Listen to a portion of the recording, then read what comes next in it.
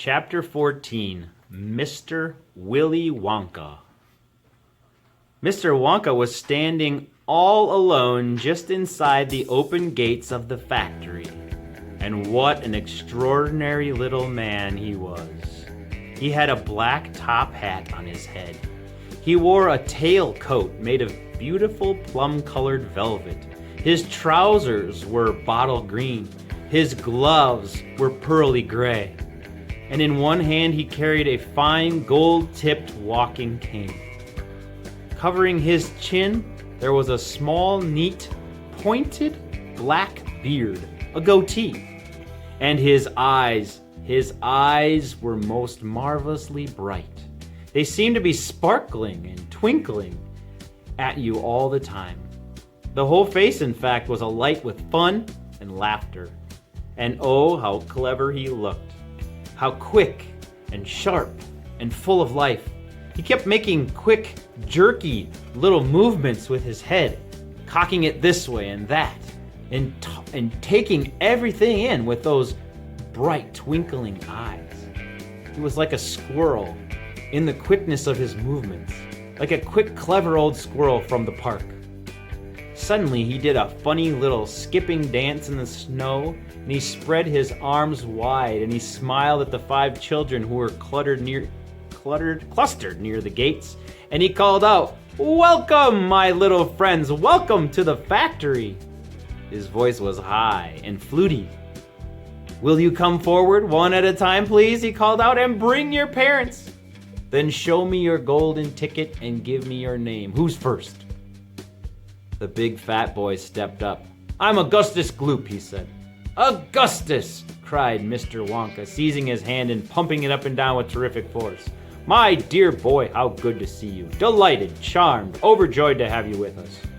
And these are your parents? How nice. Come in, come in. That's right, step through the gates." Mr. Wonka was clearly just as excited as everyone else.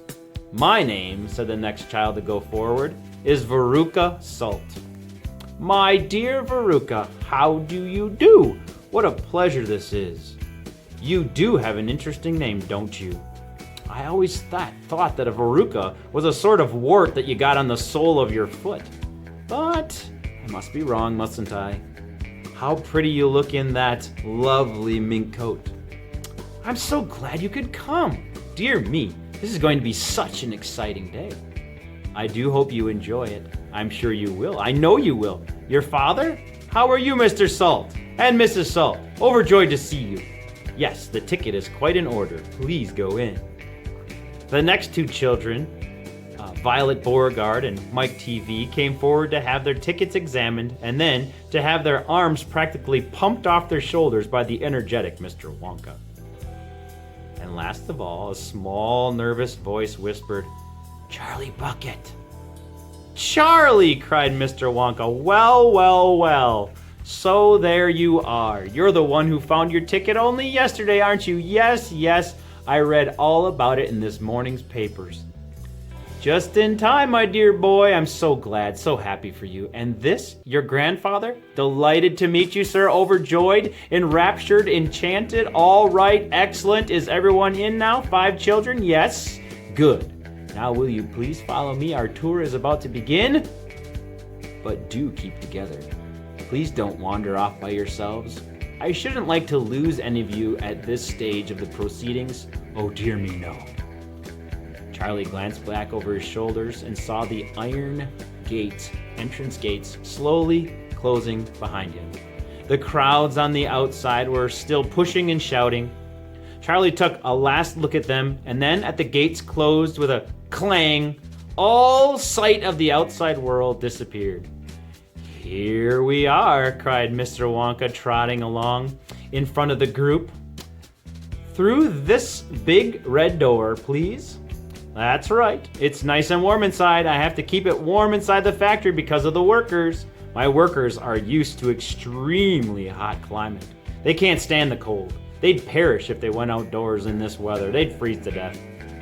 "But who are these workers?" asked Augustus Gloop. "All in good time, my dear boy," said Mr. Wonka, smiling at Augustus. Be patient. You shall see everything as we go along. Are all of you inside? Good. Would you mind closing the door? Thank you. Charlie Bucket found himself standing in a long corridor that stretched away in front of him as far as he could see. The corridor was so wide that a car could easily have been driven along it. The walls were pale pink, and the lighting was soft and pleasant. How lovely and warm, whispered Charlie. I know, and what a marvelous smell, answered Grandpa Joe, taking a long, deep sniff. All the most wonderful smells in the world seemed to be mixed up in the air around them. The smell of roasting coffee, and burnt sugar, and melting chocolate, and mint, and violets, and crushed hazelnuts, and apple blossom, and caramel, and lemon peel. And far away in the distance from the heart of the great factory came the muffled roar of energy, as though some monstrous, gigantic machine were spinning its wheels at breakneck speed.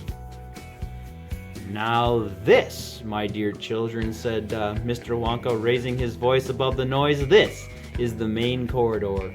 Will you please hang your coats and hats on these pegs over there, and then follow me? That's the way. Good. Everyone ready? Come on then, here we go. He trotted off rapidly down the corridor with the tails of his plum-colored velvet coat flapping behind him, and the visitors all hurried after him. It was quite a large party of people when they came to think of it. There were 9 grown-ups, 5 children, 14 in all. So you can imagine that there was a good deal of pushing and shoving as they hustled and bustled down the passage, trying to keep up with the swift little figure in front of them. Come on, cried Mr. Wonka. Get a move on, please. We'll never get around today if you dawdle like this. Soon he turned right off the main corridor into another slightly narrower passage. Then he turned left. Then he turned again. Then right, then left, then right, then right, then left.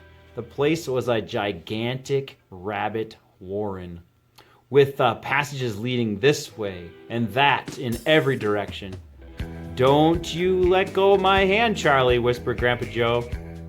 Notice how all these passages are sloping downwards, called Mr. Wonka.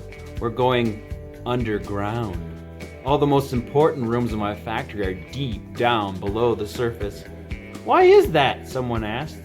There wouldn't be nearly enough space for them all on top, answered Mr. Wonka. These rooms we are going to see are enormous. They're larger than football fields. No building in the world would be big enough to house them. But down here, underneath the ground, I've got all the space I want. There's no limit so long as I hollow it out. Mr. Wonka turned right. He turned left. He turned right again. The passages were sloping steeper and steeper down now. Then suddenly Mr. Wonka stopped. In front of him there was a shiny metal door. The party crowded around. On the door, in large letters, it said, "The Chocolate Room."